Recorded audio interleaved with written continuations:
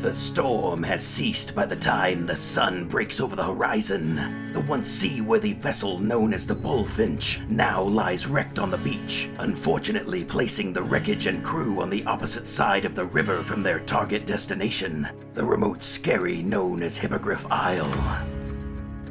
After thoroughly assessing the damage, the captain and crew realize the Bullfinch will need extensive repairs before she can once again set sail. Many crew members are tasked with scouting the surrounding beach, which is littered with the remnants of other wreckages, while others search for supplies to be used during the reconstruction of the ship. The players' characters each help with basic repairs aloft the now ramshackle vessel, as well as the construction of a makeshift slipway for when departure is possible. While they work, Waldorf and Captain Grover give the crew some history regarding the mystifying location. They explain Hippogriff Isle used to be overrun with magical beasts, hence the name, but since the overhunting of such creatures in recent decades, the moniker has lost its place in modern-day nomenclature. Instead, it is now perceived only as a location with harsh environmental surroundings and ridden with more common beasts, namely marsh-dwelling creatures like snakes, toads, and alligators, hardly a place many would waste time with or feel the need to venture into. The blaring sun seems to clambake the crew in the humid air, which still lingers from yesterday's storm. The rippling water reflects the brightness off its surface, creating a strobing effect that is both majestic and overstimulating to the eyes. Several giant crabs can be seen on the opposite side of the river, taking on the appearance of large rocks while remaining motionless. Beyond the lowlands, a few alligators are also spotted nesting along the timberline of the forest, which encapsulates the islet's mountain range. As the sun begins to set, Wesley joins Merlock, who sits adjacent to the newly constructed slipway. The apprentice carries with him a bird cage containing 2 small blue jays. Producing a pouch of birdseed from his robe, Merlock pours some into his hand and then reaches inside the cage. As they begin to eat from his palm, he removes one of the small creatures. He leans down close and whispers something to the bird.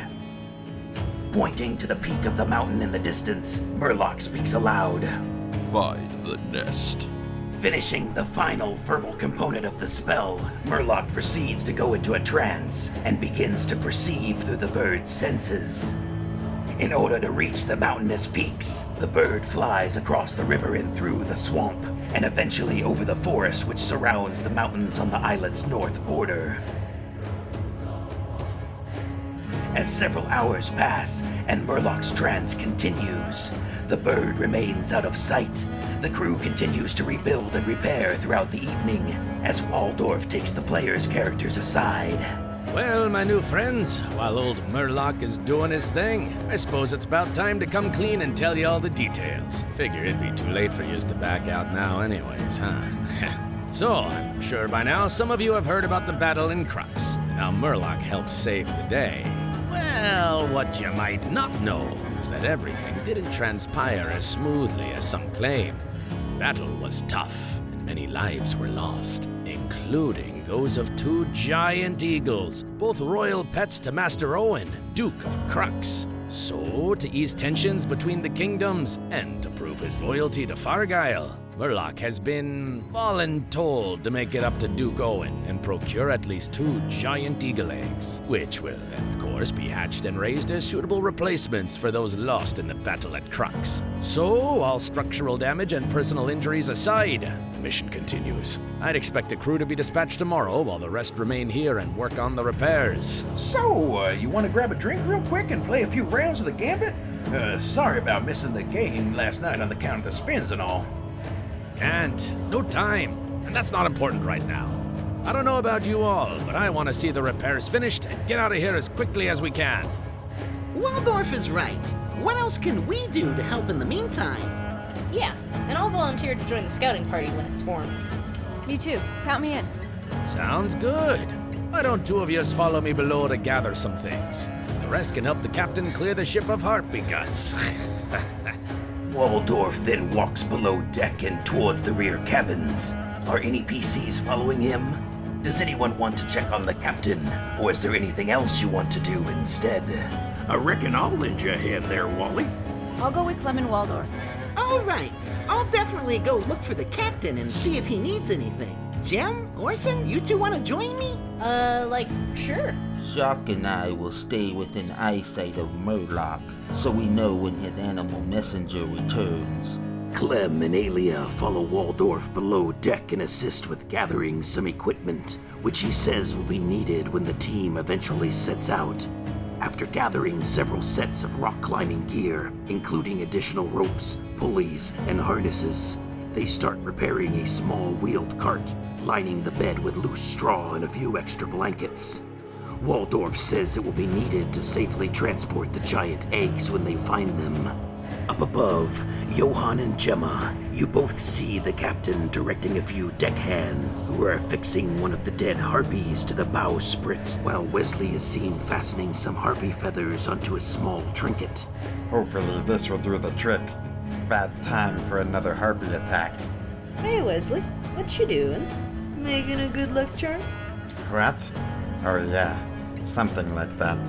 Wesley then finishes tying off the last feather to his new charm, which looks like a severed harpy's foot on hempen rope. He then ties the trinket to his belt loop and proceeds below the deck. Hey, Rocky, and Rocky's friend. Come over here and lend a hand to these bilge rats, will you? Aye, Captain.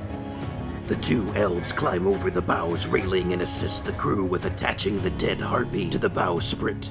Another harpy's decapitated head can now be seen, nailed to the rear mast, above the crow's nest. Well, that ought to send a message to those wretched creatures. Let them see what awaits them if they try and sink my ship again. Disgusting half-buzzards. Captain Grover and his famous bullfinch will not be broken so easily. Isn't that right, men? Aye, Captain. Orson, in between watching Merlock, you look off into the distance and back towards the cliffs of the Dagger Tongue Ravine. Several harpies can be seen flying above the cliff's edge, and none seem to venture any closer to the wreckage. You remember from your teachings that harpies are typically diurnal, doing most of their hunting during the daylight. That, combined with now being so far away from their roosting grounds, you are convinced that the harpies will likely not attack during the night. Eventually, the blue jay from before is seen exiting the forest beyond the swamp. It returns to Merlock and lands before him. Coming out of his trance, Merlock scoops up the bird and returns it to the cage. After standing up, and a quick stretch having been seated for so long, Merlock dusts the sand off his robes and returns to the deck, carrying the birdcage with him. Wesley joins Merlock top deck to collect the birdcage and return it to their cabin. The wizard then summons Waldorf and tells him to start assembling a team. All right, Waldorf. The next part is going to depend on you. Put together your team and be prepared to leave at dawn. Based on the information I just learned from my little flying friend here, I will have a map prepared for you by then. And some good news. Although we only need 2, I saw more than a dozen up there. Perfect. Looks like this trip won't be for nothing after all. Okay, Clem, Alia, you and your 3 mates are with me. We leave first thing tomorrow. Not so fast, Dwarf. I've personally come to make sure the debt to Duke Owen is repaid, so you can make room for myself and 2 of my best men. So Eustace, Gaston, prepare your things. We leave in the morning. No problem. We could always use a few more skilled hands, especially without an ox to help pull the cart. And Captain, gonna need you to spare a few men as well. Aye, Daniels, Jameson, Joe Jimmy. You heard Waldorf. You're with the away team. Aye, Captain.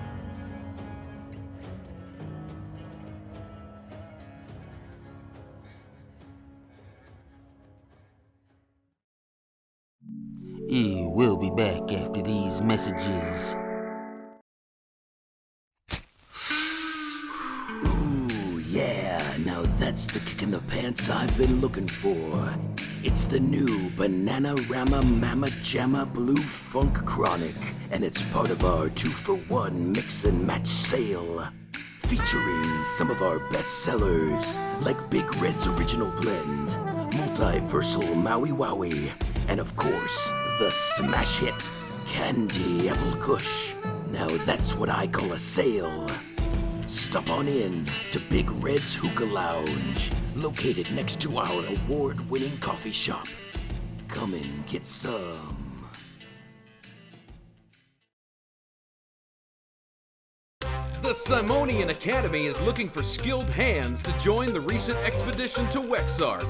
Whether you're an architect, carpenter, fruit collector, or even high priest, exciting opportunities await. Others are dying to meet you, so don't hesitate and join us today. Oh, hello there. Planning a trip through the West Slums?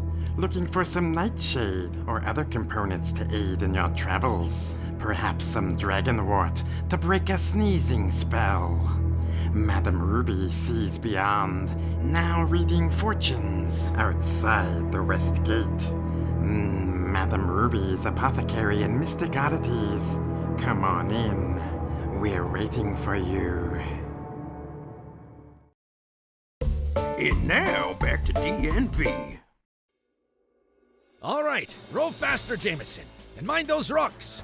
You're away from the giant crabs. Avast, on our starboard. Which way is that again? That way, over there. At dawn, Waldorf leads the assembled crew across the river. Using the 3 repaired dinghies, they transport themselves and their supplies to the other side. All right, men, pay heed to our surroundings. It's easy to get lost and separated from a group in a place like this. Joe, Jimmy, nail down some pittance and secure the dinghies. You'll wait here and keep him safe until we return with the cargo. Hold it, Waldorf! One of my men will stay behind as well. I wouldn't want anyone to get spooked by their lonesome. Gaston, you remain here to help keep the boat safe. Yes, sir. Whatever makes you happy, Francis. Don't get your pantaloons in a bunch. The rest of you, remember these landmarks. Avoid getting too close to any of the crocs' nests, for we ain't got time to dilly nor dally. Scattered throughout the swamp are many toads and alligators of varying sizes, some in large groups or with nests spanning dozens of meters. Waldorf and Sir Francis lead the group, successfully circumventing all hazardous obstacles and avoiding any aggressive wildlife.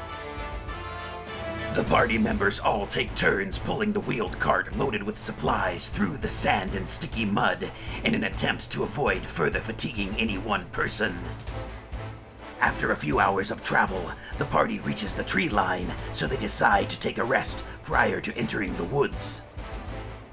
Waldorf continues to check the map given to him that morning, squinting his one eye and often displaying a perplexed look on his bearded face. Eventually, he crumples up the hand-drawn map and throws it into a puddle. Whoa, wait. I want to grab the crumpled map and look at it before it's unreadable.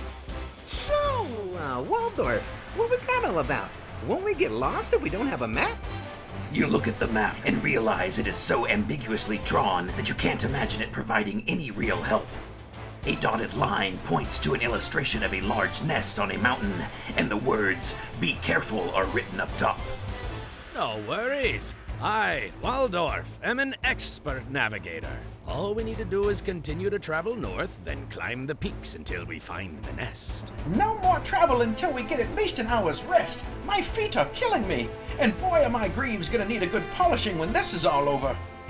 The group decides to take a short rest. Is there anything else you want to do during the next hour?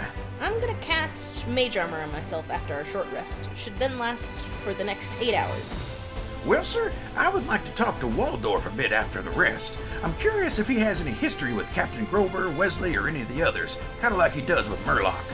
He says no. It is pretty clear that Waldorf and Merlock's relationship goes back much further.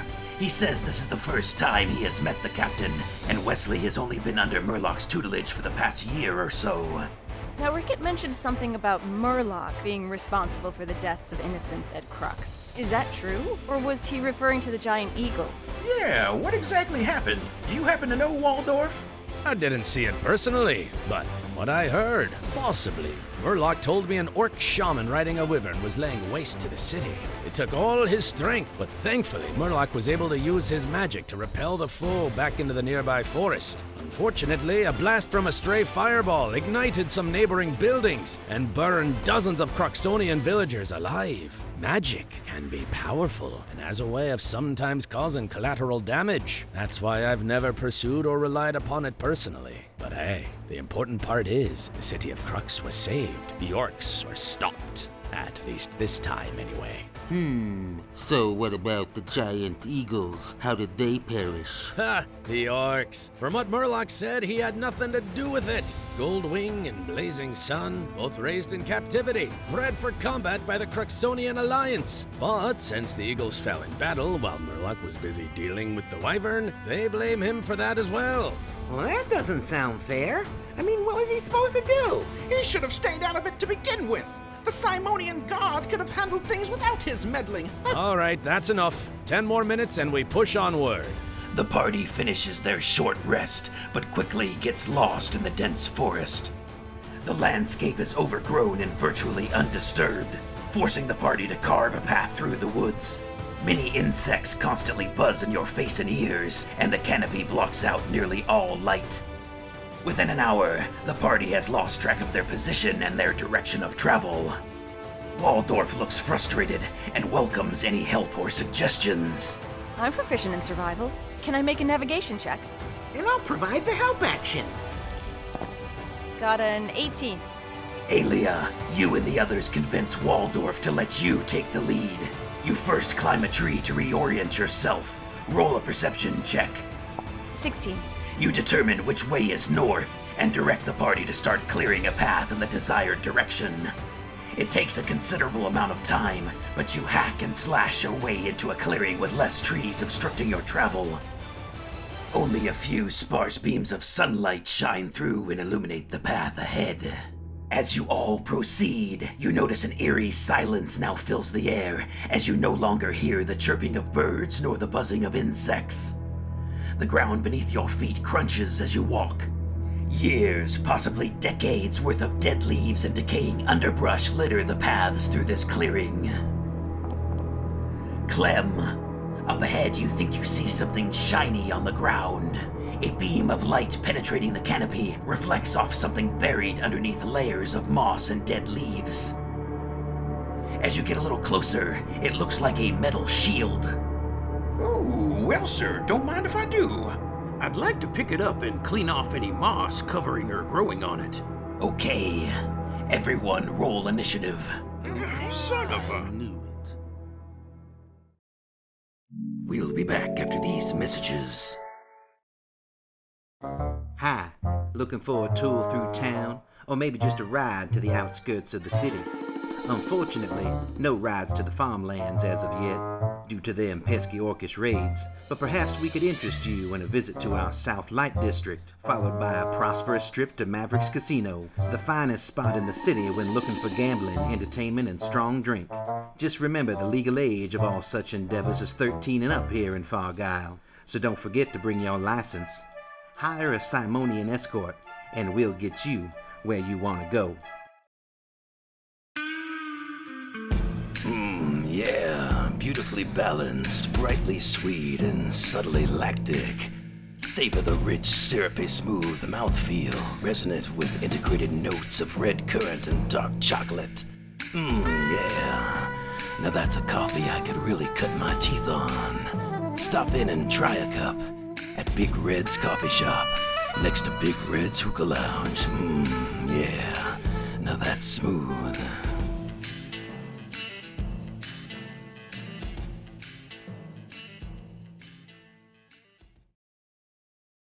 And now back to DnD. So, for initiatives, I have Jem at 20, Haley at 19. The Giant Spiders have an 18. Giant Spiders, you say? Johan has a 16. Waldorf and crew have a 14. Clem a 13. And Orson with a 7. The Giant Spiders have surprised the party. As Clem bends down and reaches into the beam of light for the shield, A very large spider with neon green stripes and slender legs that end in sharp, barbed points attacks him during the surprise round. This spider bungees down with a line of thick web still attached to its spinneret and rolls a 20 to hit. Its legs wrap around Clem's arms and body. Oh, crap. The barbed legs deal 10 poison damage, and Clem is effectively grappled. Oh, here we go. Clem feels himself begin to get pulled swiftly up by the giant spider. Thankfully, me being a dwarf, I have resistance to poison. Excellent. So 10 damage reduced to 5. You think to yourself, I've had ale stronger than this poison. Gemma, it is now your turn. You are about 30 feet away from Clem when the spider lunges down. You instinctively look up and realize there are dozens more similar-looking spiders high above in the web-infested canopy. Firebolt. Jim does a quick hand gesture, speaks the magic words, and points at the spider grappling Clem. Casting Firebolt for... 9 to hit. The mote of fire fizzles out and falls short of the target. The quick flash of light illuminates the area, effectively alerting the whole party of the spider's positions, and revealing several corpses of dead humanoids both suspended in the webs above and buried under the decaying foliage around you. Aelia. I want to move to the center of the clearing and then shoot the spider grappling Clem. Oh, 7, miss. Some sunlight gets in your eyes as you try to look up and end up shooting far left. Roll a perception check. 15?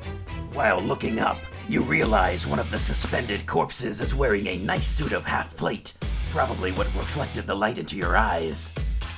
The spiders are next. 2 more lunge down. Sir Eustace raises his shield just in time and deflects one of the spider's attacks. It leaves a slimy green residue on his shield and then springs back up into the trees. Well met, Eustace. Another bungees down and grapples Deckhand Daniels. The sailor's face goes pale as the spider then pulls him up into the trees. Next, the one grappling Clem gets a 19 hit. It sinks its fangs into you, dealing 10 more poison damage, so reduced to 5, but this time you need to roll a save versus the poison. Nat 20. Once again, you shrug it off, but you realize this brand of poison could pack a punch to someone less stout than yourself. The spider continues to grapple you as you are pulled another 20 feet into the air, so about 30 feet off the ground and halfway to the webs in the canopy now. Lastly, 2 more spiders, these ones much fatter than the ones that leapt down, remain above and launch down, webbing in a projectile spray. Waldorf, Sir Francis, Aelia, and Johann all need to roll a dexterity save as this sticky webbing covers the area around you. Okay, Aelia passes, but Waldorf, Francis, and Johann are all restrained. 0 movement, disadvantage on dex saves and attacks, and all attacks versus you will gain advantage. Johann, it is your turn. Well, I'll try to use my sword to cut free from this webbing.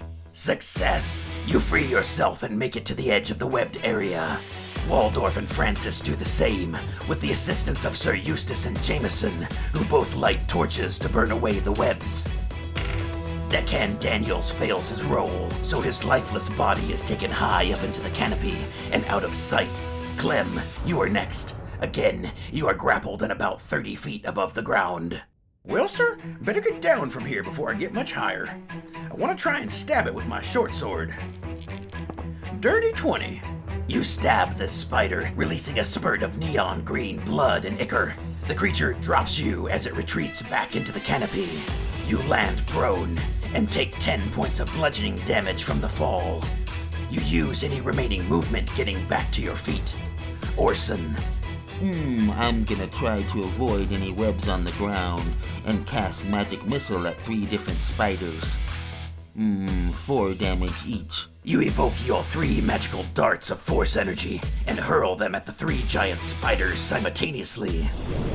The energy explodes and forces them to skitter back further into their web. Back to the top, Gem, and then Aelia.